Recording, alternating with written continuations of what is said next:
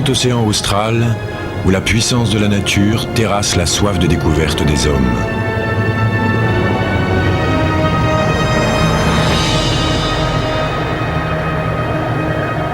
Les survivants de cet océan en furie doivent affronter un autre obstacle, une formidable barrière d'iceberg. Plus au sud, les marins pénètrent dans un domaine où les pièges sont légion.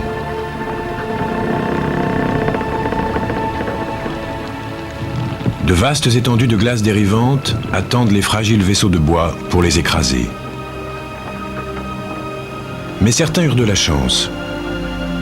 La glace leur céda le passage et ils arrivèrent en vue du dernier continent, l'Antarctique.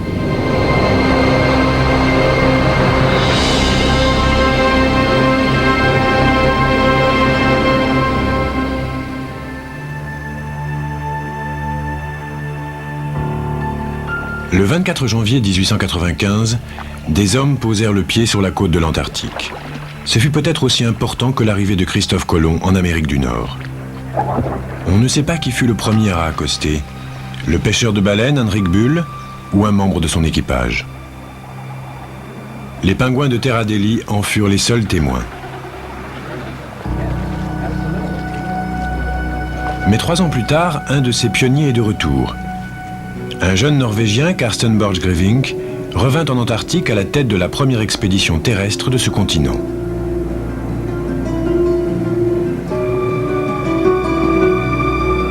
L'expédition passa l'hiver au cap Adara dans une cabane en bois. Celle-ci a survécu à un siècle de tempêtes et se dresse toujours au milieu de l'une des plus importantes colonies de pingouins de l'Antarctique. Tout était nouveau et tout fut étudié, y compris les pingouins, par des scientifiques pour la plupart norvégiens travaillant sous la bannière de l'Angleterre. En dépit des difficultés et d'un décès, l'expédition accomplit beaucoup de choses et s'enfonça plus au sud qu'aucun autre homme ne l'avait fait auparavant. Bien que Karsten Borchgrevink lui-même ne fit pas preuve de beaucoup de qualités de chef, cette première expédition ouvrit la route à un siècle de découvertes polaires.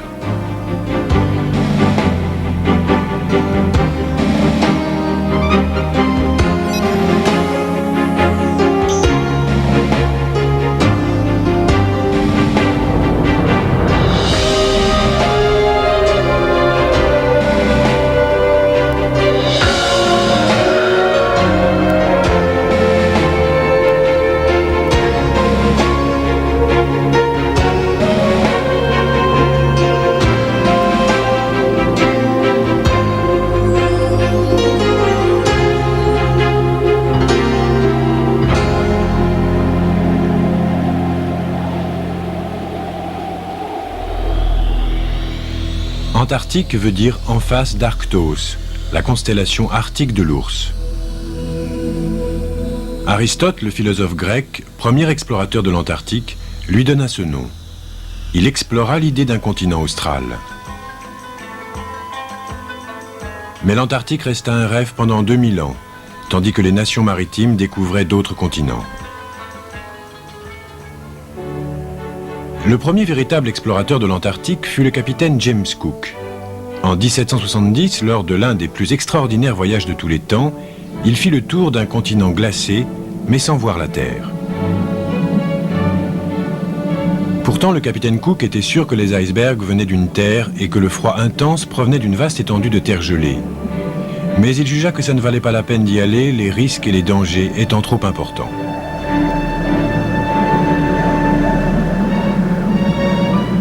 Cinquante ans plus tard, 2 bateaux de la marine impériale russe firent le tour du continent austral, plus près des côtes. Le commandant Tadeusz Bellingshausen fut officiellement le premier homme à voir l'Antarctique.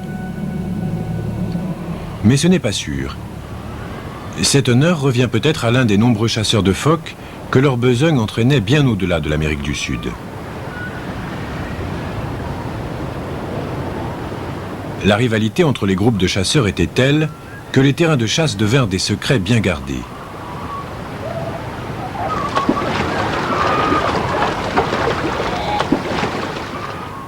Ce commerce brutal ne laissa que peu de cartes, mais les chasseurs descendaient de plus en plus loin vers le sud, poussés par la fièvre de la peau de phoque, qui valait alors une fortune en Europe. Puis les éléphants de mer furent chassés pour leur graisse que l'on transformait en huile avant la découverte du pétrole. Est-ce à la graisse de phoque que nous devons la découverte de ce continent si longtemps inconnu? Il est probable que des hommes accostèrent pour la première fois sur la péninsule antarctique au sud de l'Amérique du Sud, une longue presqu'île montagneuse se détachant du cercle antarctique.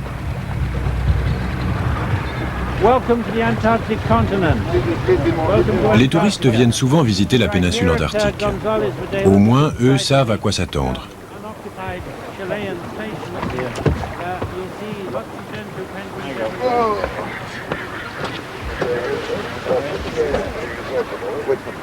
Au XIXe siècle, les premiers récits de ce que l'on pouvait trouver en Antarctique furent une amère déception pour le monde entier.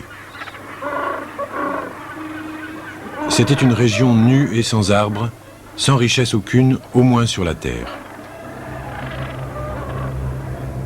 Mais les hommes assez fous ou assez courageux pour s'y risquer pouvaient gagner beaucoup d'argent au large de l'Antarctique.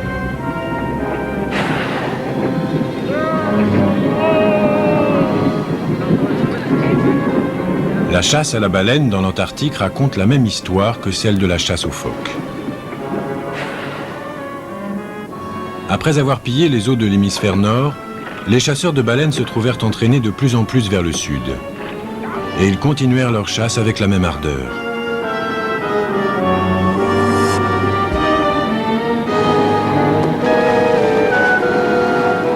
Un cachalot mâle, harponné, n'était pas une prise facile pour les chasseurs. Il pouvait traîner derrière lui toute une flottille de barques à plus de 10 nœuds, et ceci pendant 24 heures. Avant de faire demi-tour pour se venger.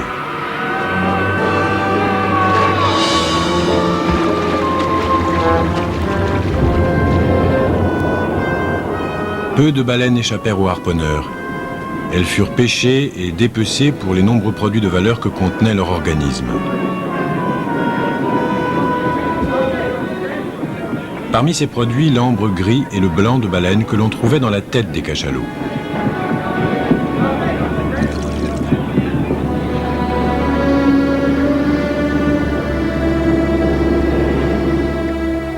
En 1872, le navire Challenger, commandé par Sir George Nares, apporta la science à l'Antarctique. L'expédition, dont le but était de tout apprendre sur la mer, dressa le premier inventaire de la géographie de l'Antarctique ainsi que de sa faune et de sa flore. Les scientifiques rapportèrent des spécimens à bord où ils furent examinés dans des laboratoires à la pointe de la technique scientifique de l'époque. Le dragage permit peut-être la plus importante découverte de Challenger. Les scientifiques remontèrent et analysèrent une quantité très abondante de krill. Des masses de ces créatures semblables à des crevettes s'étendaient sur des dizaines et même des centaines de kilomètres carrés à la surface des eaux de l'Antarctique.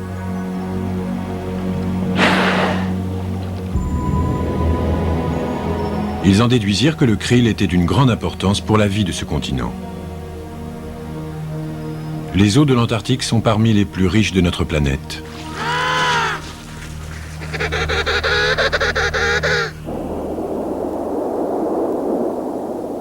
Ici aussi se joue en permanence le drame de la proie et du chasseur.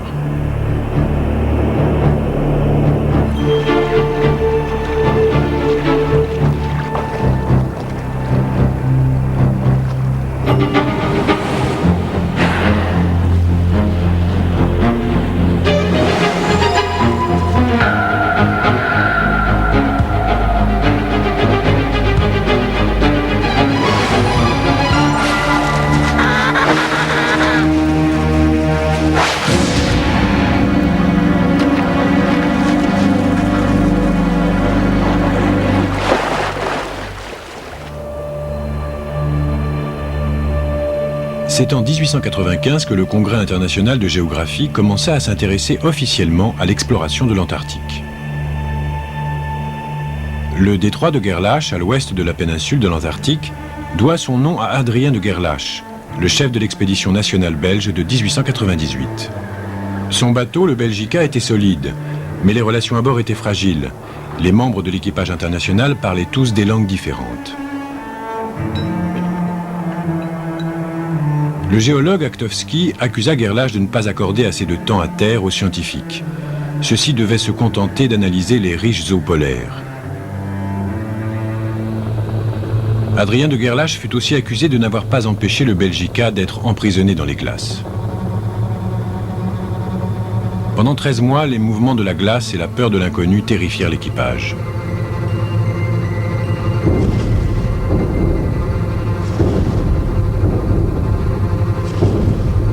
Les hommes arpentaient le pont du bateau pour échapper à la claustrophobie et à la dépression, les démons qui menaçaient de les engloutir.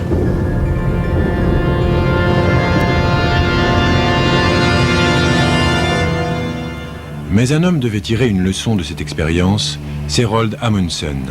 Et 10 ans plus tard, il conduisit une expédition en Antarctique qui fut couronnée de succès. Le visiteur suivant de l'Antarctique fut Otto Nordenskjöld, à la tête d'une expédition suédoise. L'expédition commença à collecter des fossiles prisonniers du rocher de la péninsule antarctique.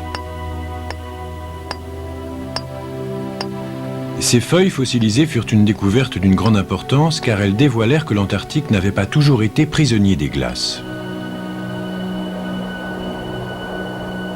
Les fossiles prouvèrent aux scientifiques que des millions d'années plus tôt, ces vallées désolées et balayées par le vent étaient recouvertes de forêts et résonnaient du chant des oiseaux et du frémissement du vent dans les arbres.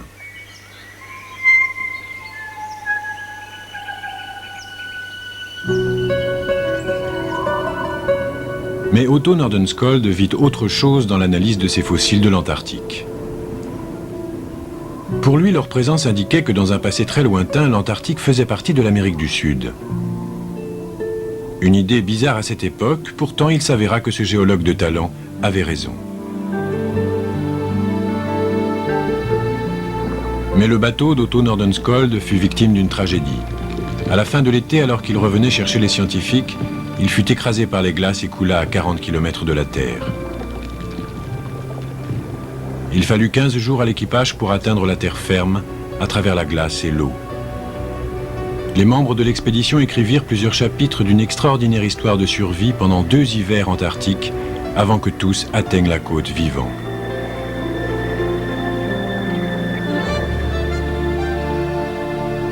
Le récit du naufrage de Nordenskjöld inspira la première des 2 expéditions françaises menées par Jean-Baptiste Charcot.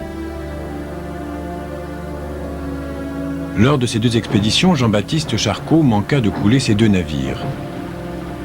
En évitant une collision avec un iceberg, le Pourquoi pas heurta un rocher submergé et réussit à atteindre l'Amérique du Sud, où il fut remis en état. Mais le travail de Jean-Baptiste Charcot contribua largement à la connaissance de l'Antarctique. Il écrivit 28 livres et rapporta 3000 photos, 75 cartons de spécimens, après avoir exploré 2000 km de côte. Jean-Baptiste Charcot baptisa le détroit le Mer. Ce détroit est une autoroute maritime historique, empruntée par les explorateurs, les chasseurs de baleines et aujourd'hui les touristes.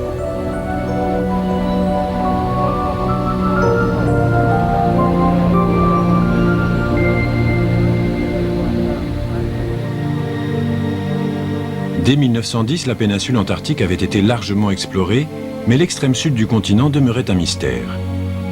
De l'autre côté du continent, des hommes faisaient une découverte sur la côte de la mer de Ross. Cet endroit allait devenir la porte d'entrée vers le cœur de l'Antarctique. En 1840, 3 expéditions se dirigèrent vers le sud suivant les indications d'un instrument particulier, la boussole aimantée. La proximité de l'aiguille par rapport à la verticale mesurait la proximité du pôle sud magnétique. L'Anglais James Clark Ross arriva le plus près de ce lieu mythique.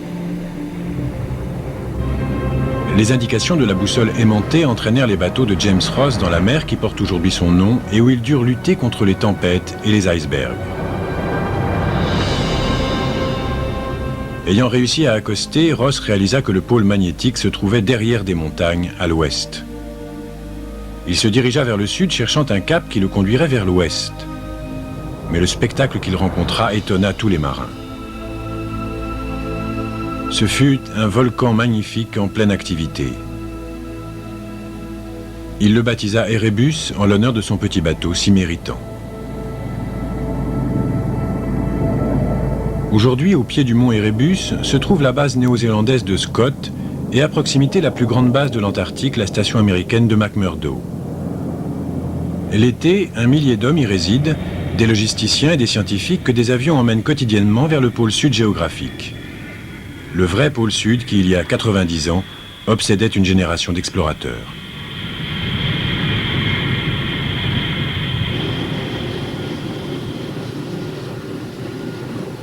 La station de McMurdo telle qu'elle est aujourd'hui aurait semblé un rêve aux premiers explorateurs polaires. Près de la station se dresse la cabane Discovery construite en 1901 pour la première expédition polaire d'un Anglais, Robert Falcon Scott. Son expédition se dirigea vers le sud pour tenter de découvrir le pôle et pour y planter le drapeau de l'Empire britannique. Robert Scott fut le premier aéronaute de l'Antarctique. À bord d'une montgolfière gonflée à l'hydrogène, il s'éleva à plus de 200 mètres au-dessus de la banquise de Ross. Il ne vit qu'une partie de l'immense banquise de Ross qui est aussi grande que la France et mesure de 20 à 30 mètres d'épaisseur. Elle est alimentée par les nombreux glaciers qui l'entourent, mais la question que les explorateurs se posèrent était « qu'est-ce qui alimente ces glaciers ?» Robert Scott organisa 2 expéditions pour escalader le glacier qui porte le nom du géologue Hartley Ferrar.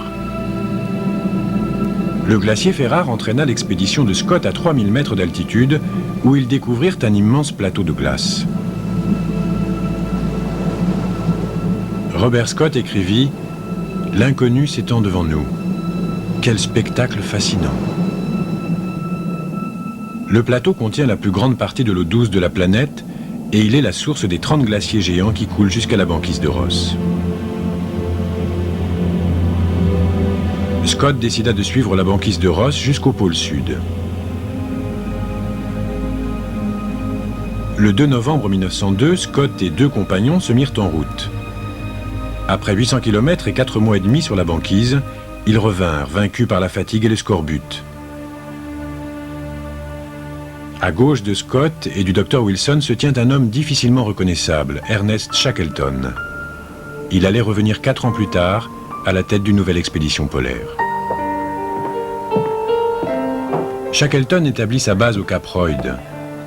20 hommes y vécurent et les 6 mois de la nuit hivernale permirent à l'équipe de se préparer pour le printemps dans un certain confort.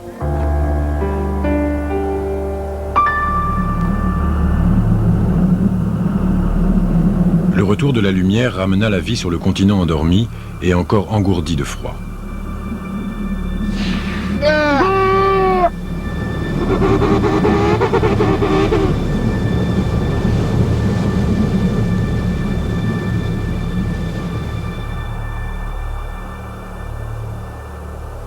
Le moment était venu pour 2 importantes expéditions de se mettre en route.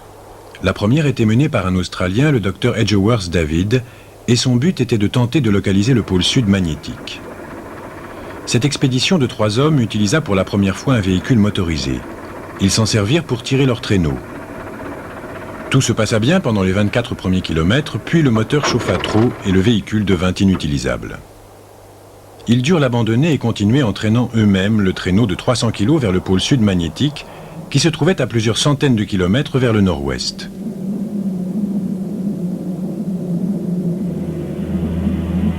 L'expédition de Shackleton se dirigea vers le sud, vers le vrai pôle sud.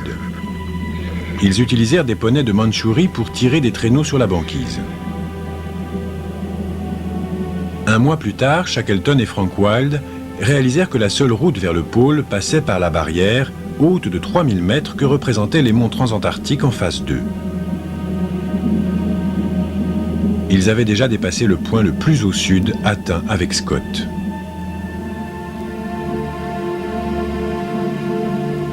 Ils choisirent d'avancer le long d'un glacier de 40 mètres qu'ils baptisèrent le glacier Beardmore. C'est là que commença leur longue lutte pour atteindre l'immensité glacée du plateau polaire. La nourriture devint une obsession. Au camp stratégique, les poneys épuisés furent abattus et la viande, qui n'était pas mangée tout de suite, était enterrée pour le retour. Et les hommes ajoutèrent le maïs des poneys à leur maigre ration.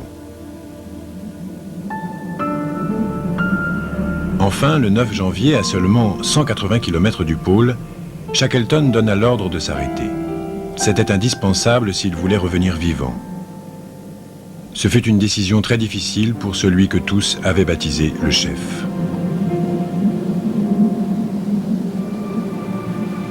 Une semaine plus tard, l'autre expédition réussit à atteindre son but sur le plateau glacé. L'équipe australienne du Dr Edgeworth David, d'Alistair McKay et de Douglas Mawson atteignit le pôle sud magnétique. Cependant, le pôle sud géographique restait encore hors de portée, mais pas pour longtemps.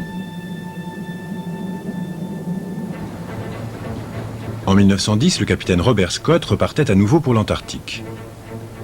Une foule importante était venue à Lyttelton, en Nouvelle-Zélande, pour lui souhaiter à lui et à son équipe bonne chance. Bien que parfaitement préparés pour leurs expériences scientifiques, leur but principal était de planter le drapeau anglais sur le pôle. Mais les Anglais furent battus à leur propre jeu. Au même moment, en Norvège, une expédition vers le pôle se préparait dans le plus grand secret. Roald Amundsen préparait son bateau, le Fram, pour une expédition vers le pôle Nord. Son équipage trouvait étonnant d'embarquer des chiens de l'Arctique pour aller en Arctique. Mais une fois en mer, Amundsen leur fit part de ses véritables plans. La conquête récente du pôle Nord l'avait déterminé à arriver le premier au pôle Sud. Les deux expéditions atteignirent ensemble la mer de Ross en janvier 1911. Au cap Evans, les poneys de Mandchourie de Scott furent débarqués. Comme Shackleton avant lui, il allait s'apercevoir que les poneys n'étaient pas faits pour tirer des traîneaux. Ils s'enfonçaient dans la neige poudreuse et ils souffraient terriblement pendant les tempêtes de l'Antarctique. En dépit de leur force et de leur endurance, les chiens de Scott ne furent utilisés que pour installer les dépôts de nourriture. À 600 km à l'ouest, Amundsen et ses équipiers enterrèrent leurs provisions et installèrent leurs cabanes et même un sauna pour se détendre pendant le long hiver qui s'annonçait devant eux. À la base de Scott, le photographe Herbert Ponting captura des scènes inhabituelles d'une expédition polaire.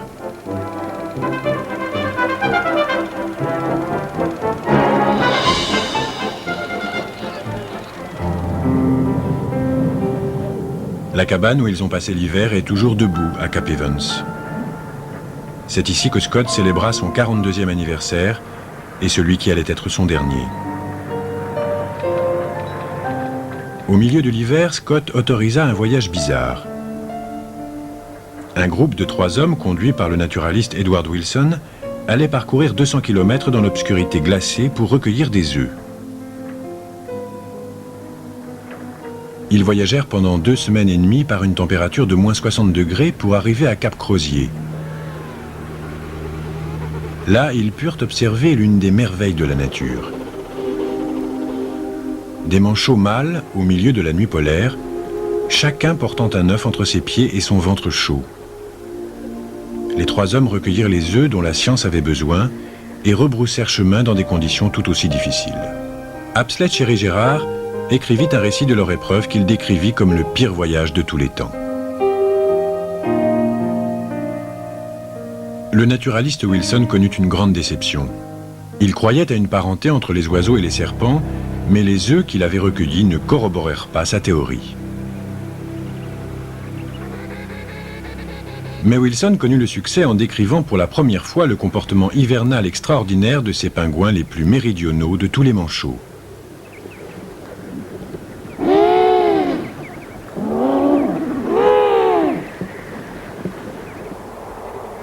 Le 20 octobre 1911, Amundsen et ses 4 coéquipiers se lancèrent à l'assaut du pôle. 13 chiens tiraient 4 traîneaux. Certains chiens ne reviendraient pas. Ils allaient être tués pour être mangés. Une semaine plus tard, l'expédition de Scott se mit en route, bénéficiant des dernières technologies. Le tracteur se révéla une grande perte de temps et n'accomplit pas sa mission qui était d'installer des dépôts de nourriture. Scott, un officier de la Marine royale, avait basé son organisation polaire sur celle de la marine. Mais une telle organisation n'était pas adaptée aux conditions de l'Antarctique. La course commençait, sans qu'aucun des 2 groupes ne connaisse ni le moment du départ de l'autre, ni sa route.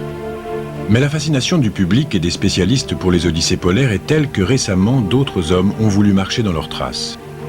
En 1986, un groupe dirigé par Robert Swan se lança sur les traces de Scott, suivant la même route et tirant les traîneaux à la main comme Scott lui-même avait dû le faire.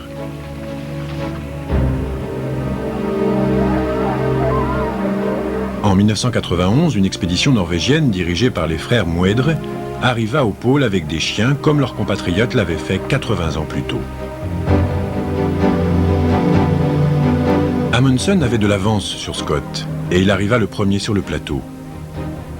Son avance était le résultat d'années d'expérience polaire, d'études et d'organisation avant le départ. Pendant ce temps, l'équipe anglaise traversait la barrière glacée à pied. Le dernier poney de Scott fut tué au pied du glacier Beardmore.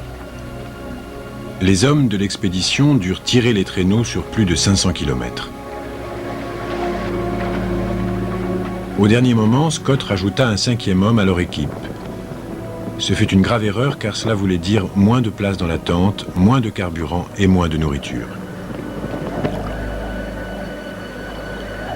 L'ordinaire anglais se composait de pemmican, un mélange de viande hachée et de graisse dissous dans une soupe avec des biscuits écrasés. En dehors du pemmican, ils n'avaient que du chocolat, du sucre, du beurre et du thé. Ce régime était loin de suffire à les nourrir. Leur corps avait désespérément besoin de vitamines qu'ils trouvèrent dans la viande de poney. Mais la viande ne pouvait suffire à combattre le scorbut, une maladie résultant d'une carence en vitamine C. Scott ne savait pas ce que les explorateurs modernes savent, que le scorbut est un tueur qui accompagne les expéditions mal nourries.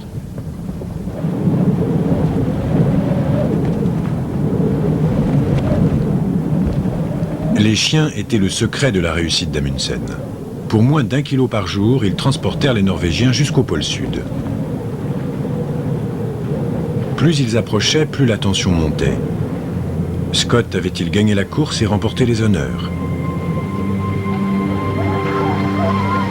Aujourd'hui, un drapeau américain accueille les visiteurs sur la base Amundsen-Scott au pôle Sud. Mais le 14 décembre 1911, un seul drapeau flottait sur le pôle, le drapeau norvégien.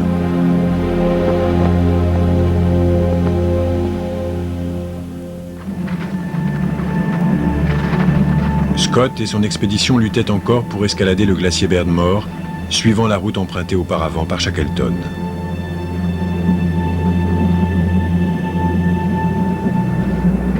Tirer des traîneaux était peut-être une preuve de virilité et d'héroïsme, mais avec une alimentation inadéquate, c'était aussi du suicide.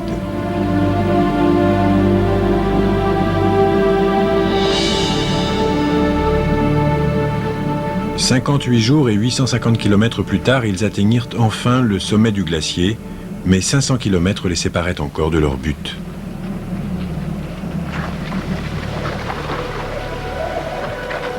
Les frères Moedre et le caméraman Odegaard se servirent de parachutes pour revenir plus facilement du pôle. Amundsen installa des voiles sur ses traîneaux. Tous deux surent utiliser les vents qui soufflent du pôle vers la côte. 26 jours plus tard, Scott atteignit le pôle Sud où il fut accueilli par les drapeaux laissés par Amundsen. Il écrivit « Mon Dieu, cet endroit est épouvantable, et d'autant plus terrible que nous n'avons pas la récompense d'y être arrivés les premiers. Maintenant le retour, une lutte désespérée. Je me demande si nous pourrons y arriver. »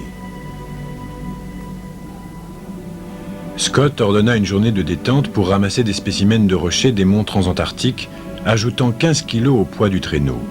Cette journée de détente allait leur coûter cher. Le 29 mars, à 18 km de leur dernier dépôt de nourriture, Scott et ses compagnons établirent leur dernier campement.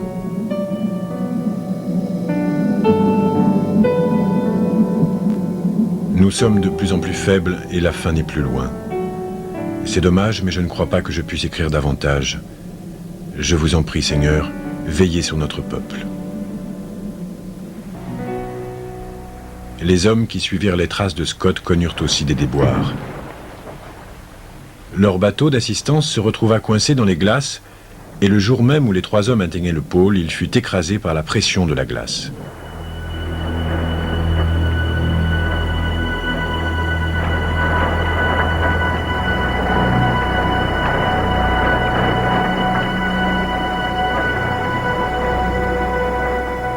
L'Antarctique est un endroit redoutable, et les mêmes vents qui aidèrent les Norvégiens à revenir du pôle mirent presque fin aux espoirs de l'expédition australienne de 1911.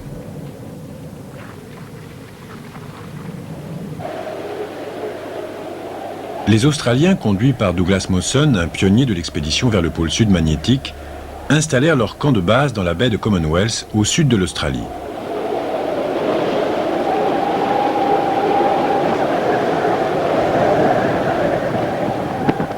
Le photographe Frank Hurley filma la vie quotidienne de la base. L'expédition de Mawson dut affronter la force des vents qui balayaient le plateau antarctique. Sa base portait bien son nom, la maison du blizzard.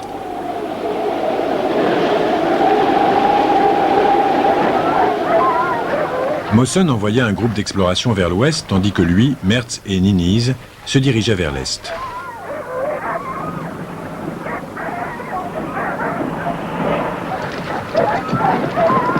La tragédie frappa l'expédition quand Niniz fit une chute mortelle dans une crevasse, emportant avec lui des chiens, de la nourriture et la plus grande partie de l'équipement de camping.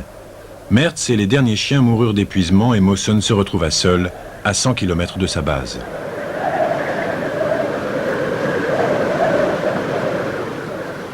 Une expédition de 4 hommes partit à la recherche de leur chef et parmi eux le photographe vétéran de l'Antarctique Frank Hurley. Progressant à travers la neige qui tourbillonnait, il buta presque contre un monticule, petite tache noire au sommet. Et il redescendit avec un sac de nourriture qui avait été laissé là par Arjman, Maclean et moi-même, alors que nous étions partis à la recherche des 2 autres. L'ironie est que nous avions quitté cet endroit à peine 2 heures avant que le docteur Morrison n'y arrive. Nous n'étions alors qu'à 3 km. Mais à cause de la tempête de neige, on ne voyait pas à plus de 30 mètres. Il est intéressant de noter que cette silhouette solitaire avait traversé le plateau en seulement 32 jours, un exploit jamais auparavant réalisé par aucun autre homme. Ceci vous donne une idée de la qualité des premiers explorateurs et explique le succès remarquable des premières expéditions.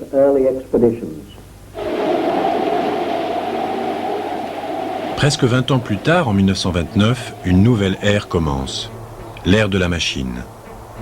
Grâce à Richard Byrd, l'Antarctique accueillit les premiers Américains qui arrivèrent en avion.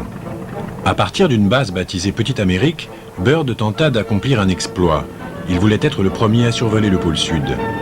Lourdement chargé de carburant et de nourriture, l'avion eut du mal à s'élever au-dessus des monts transantarctiques. Il voulait suivre la route d'Amundsen jusqu'au glacier d'Axel Heiberg, mais il s'aperçut vite qu'il lui fallait grimper trop haut.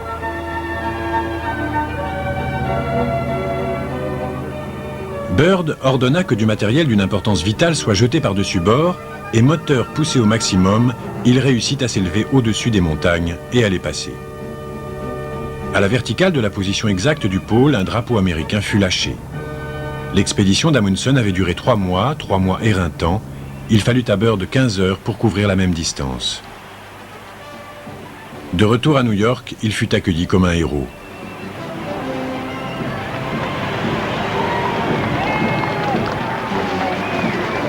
L'Amérique avait établi une présence forte en Antarctique, et cela grâce à Richard Byrd et à son avion. Plus tard, les porte-avions catapultèrent des avions.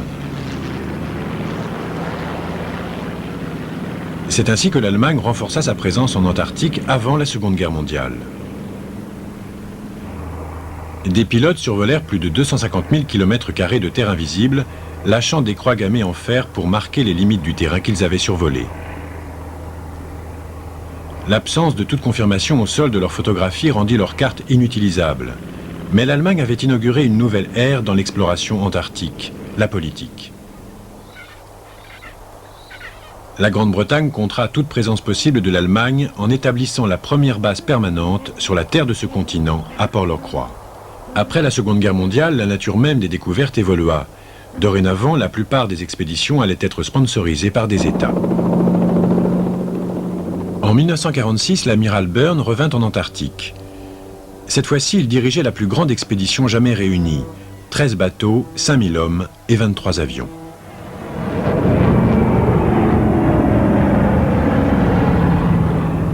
L'opération High Jump dura 1 mois et explora presque 4 millions de kilomètres carrés du continent glacé. L'opération Hind Jump et l'opération Windmill, qui suivit un an plus tard, étaient des expéditions à but stratégique. Leur but était de perfectionner l'entraînement pour l'Arctique et de prévenir d'éventuelles revendications territoriales d'autres pays, et il y en avait. Le premier chef de gouvernement à visiter l'Antarctique fut chilien, le président Gabriel Videla en 1948. En revendiquant ouvertement la péninsule antarctique, le Chili se dressait contre la Grande-Bretagne et l'Argentine qui voulaient s'approprier le même territoire. Dans les années 50, une grande partie de l'Antarctique avait été revendiquée non pas seulement par le Chili, mais aussi par d'autres pays. Et les forces du nationalisme étaient prêtes à exploser en un conflit armé. Cet événement qui semblait inévitable fut évité grâce aux événements de 1957 qui marquèrent un tournant dans l'histoire de l'Antarctique. En 1957, l'expédition transantarctique réussit la traversée du continent, entreprise pour la première fois 40 ans auparavant. Tout a commencé quand le navire Endurance entra dans la mer de Weddell. Le rêve d'Ernest Shackleton, le chef de cette expédition, était de faire ce voyage qu'il considérait comme la dernière grande aventure terrestre.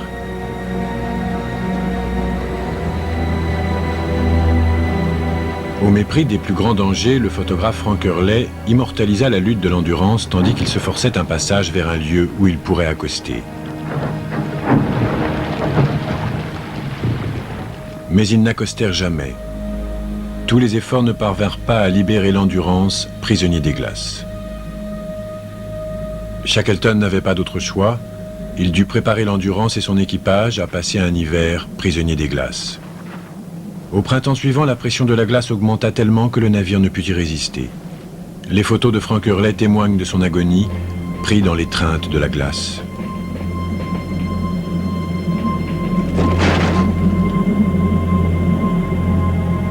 Le rêve de Shackleton de traverser l'Antarctique coulait avec le naufrage de l'Endurance. Un rêve qui fut finalement réalisé en 1957 par l'expédition britannique transantarctique menée par Sir Vivian Fuchs.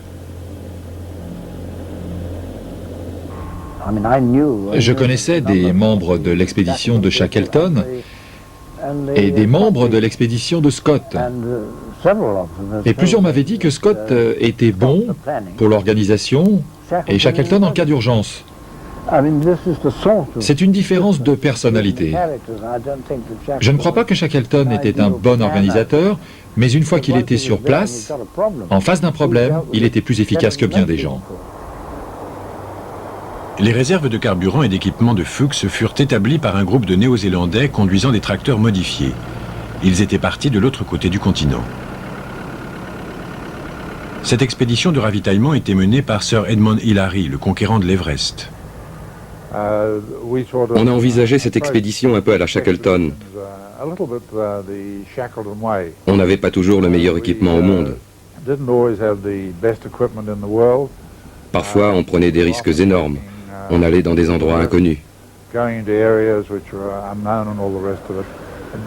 je crois que nous avions une alimentation de base correcte et nous étions prêts à tenter l'aventure. D'une certaine manière, il était comme une sorte de père pour nous, une figure du passé.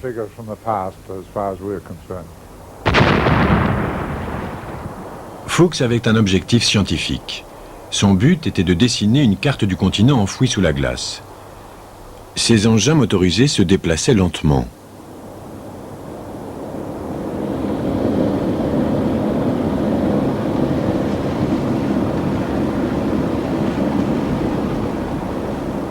Tous les 30 km, les véhicules polaires s'arrêtaient et des capteurs sonores étaient installés. Ils enregistraient les ondes de choc des explosions au plus profond du sous-sol.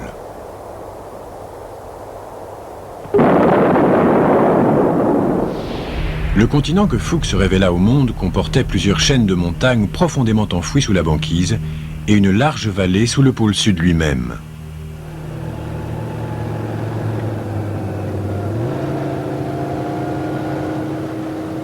Mais ils découvrirent également que la calotte glaciaire n'est pas un plateau plat. C'est un terrain accidenté, troué de profondes crevasses, la plupart impossibles à détecter. Et bien sûr, tout le monde ne vous comprend pas quand vous parlez de crevasses. Elles sont recouvertes et on ne peut pas les voir. Donc vous arrivez dans un endroit et vous vous apercevez que votre équipement tombe dans un trou. Beaucoup de ces ponts sur les crevasses, vous passez sur le premier et il tient, et le second va s'effondrer. Les crevasses les plus profondes retardaient leur progression de plusieurs heures. Des échelles devaient être jetées en travers de chacune d'elles afin de former un pont pouvant supporter le poids des véhicules. Pendant ce temps, Hilary lui aussi se trouvait confronté à des crevasses. Mais les tracteurs plus légers étaient plus faciles à remonter. L'expédition dépendait d'une combinaison étonnante de tracteurs et de chiens. Les chiens servaient à progresser au milieu des crevasses. En 1957, ils avaient encore un rôle important à jouer dans la découverte des contrées glacées.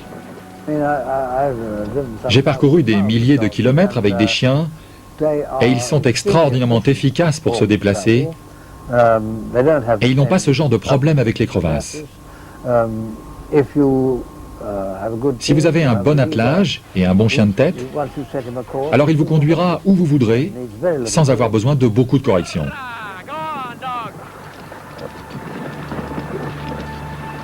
Pourtant, en 1990, un traité décréta que tous les chiens devaient quitter le continent antarctique. Il semblerait qu'il n'y avait plus leur place.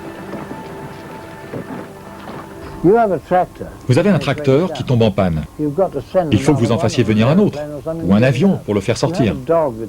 Si vous avez un chien qui meurt pour une raison ou pour une autre, les 8 autres vous conduiront à bon port. Il y a une autre raison, pas très jolie mais très pratique. Si vous avez vraiment des ennuis, vous pouvez toujours manger un chien. Vous ne pouvez pas manger un tracteur.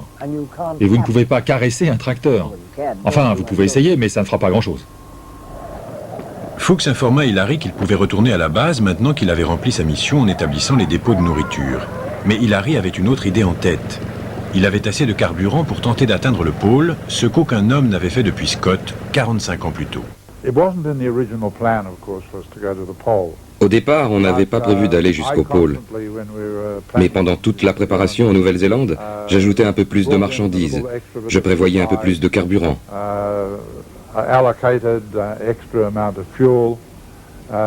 Je n'en parlais à personne. C'était ma responsabilité. Quand le moment de partir est arrivé, on avait 20 barils de carburant en plus, on avait de la nourriture en plus et plus d'équipement. Donc c'était possible de pousser un peu plus loin et d'aller jusqu'au pôle. Les tracteurs d'Hilary arrivèrent au pôle le 3 janvier.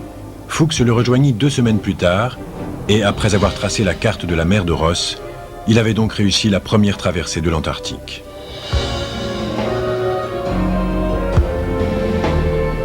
L'expédition prit fin à la base néo-zélandaise de Scott et 37 ans plus tard, les 2 explorateurs s'y retrouvent à nouveau. À un moment pendant la traversée, j'ai pensé que vous n'y arriveriez pas. Oui, je m'en suis rendu compte. Et vous aviez vos raisons.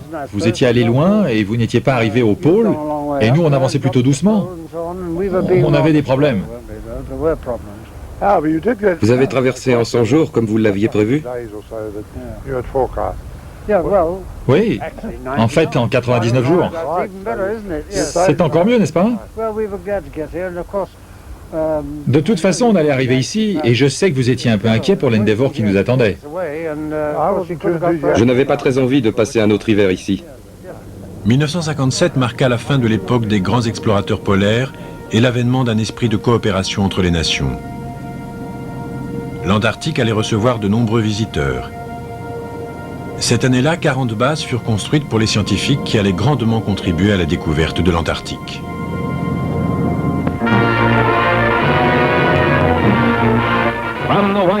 De la Maison-Blanche, une annonce et un commencement. Le président Eisenhower donne le coup d'envoi de l'effort le plus important entrepris par les hommes pour connaître leur planète.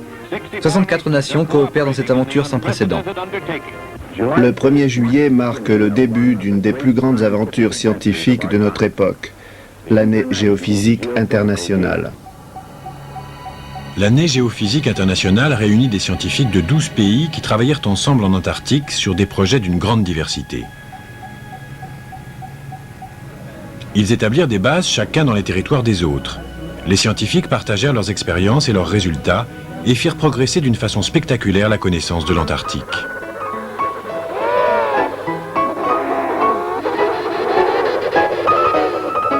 Cette année scientifique établit les bases d'une coopération internationale et eut même des conséquences politiques importantes. Elle donna lieu à la rédaction d'un traité unique dans l'histoire du monde. Le traité de l'Antarctique, signé en 1961, stipule que l'Antarctique doit être utilisé uniquement à des fins pacifiques. Les observations scientifiques doivent être mises à la disposition de toutes les nations et les chercheurs eux-mêmes doivent travailler ensemble. Ce document extraordinaire, œuvre de scientifiques plutôt que de politiciens, est toujours en vigueur aujourd'hui. Les hommes ont mis de côté leurs différences et travaillent ensemble pour faire avancer la connaissance de l'Antarctique tout entier. En dessous des mers gelées de l'Antarctique vivent une faune et une flore marine importantes. Des plongeurs ont rapporté des espèces tout aussi bizarres que les découvertes de l'espace. Tout un éventail de produits chimiques a été tiré des éponges et aide le combat des hommes contre la maladie. La glace est un indicateur muet de la santé de notre planète. Et tandis que les recherches souterraines nous donnent un bulletin météo vieux de plusieurs milliers d'années, les rochers de l'Antarctique nous fascinent et remettent en question notre conception d'un passé encore plus lointain. L'atmosphère au-dessus de l'Antarctique nous apporte les informations les plus riches sur notre monde et peut-être l'avertissement le plus solennel sur notre avenir, tandis qu'à chaque printemps, le trou d'ozone s'agrandit au-dessus de l'Antarctique.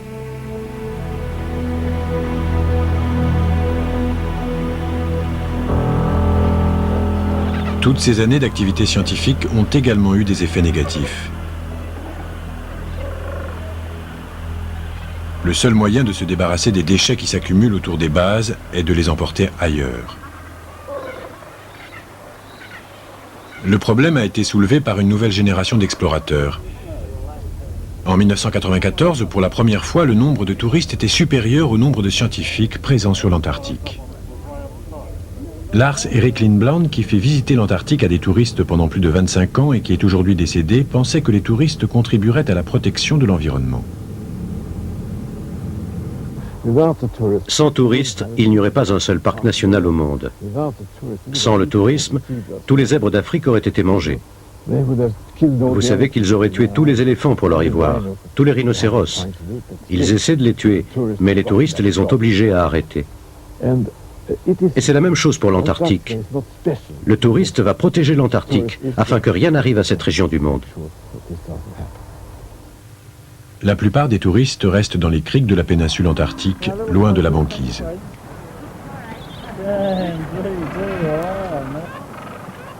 Les bateaux de croisière n'ont qu'un impact limité sur l'environnement, mais aujourd'hui les touristes peuvent atterrir sur la péninsule antarctique et séjourner dans un hôtel chilien. Toute forme de tourisme, plus loin sur le continent, soulèvera le problème des sources d'énergie et de l'élimination des déchets. La question de la souveraineté est beaucoup plus cruciale pour l'avenir de l'Antarctique. Des enfants argentins sont nés sur ce continent afin de soutenir les revendications territoriales. Plus les pays qui signent le traité sont nombreux, et plus les revendications territoriales deviennent obsolètes. Déjà, l'idée que l'Antarctique devrait appartenir au monde entier a reçu un soutien important. Je fais partie de ceux qui pensent que l'Antarctique devrait être un parc mondial. Mais je crois que si des hôtels, des structures permanentes étaient édifiées pour le tourisme, alors je crois que ça pourrait signifier le début de la fin pour l'Antarctique.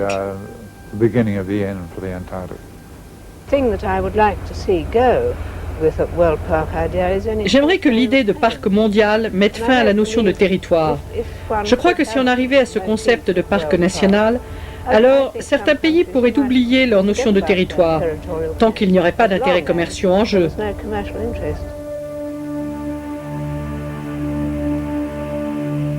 Les intérêts commerciaux firent venir les premiers explorateurs en Antarctique.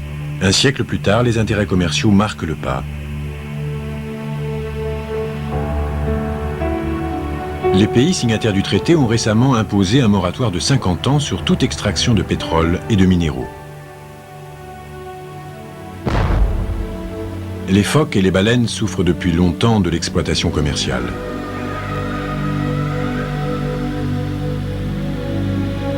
Mais un traité récent, le traité des mers australes, leur octroie la liberté de s'ébattre pour toujours dans les eaux de l'Antarctique.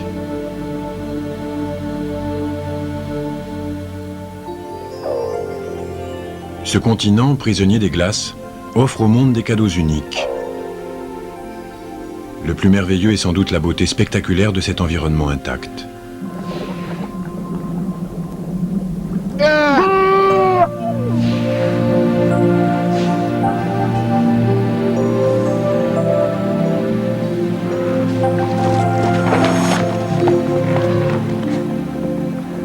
La découverte des étonnants modèles naturels et des cycles climatiques qui régissent ce continent magnifique et terrifiant unit les nations du monde dans un esprit unique de coopération.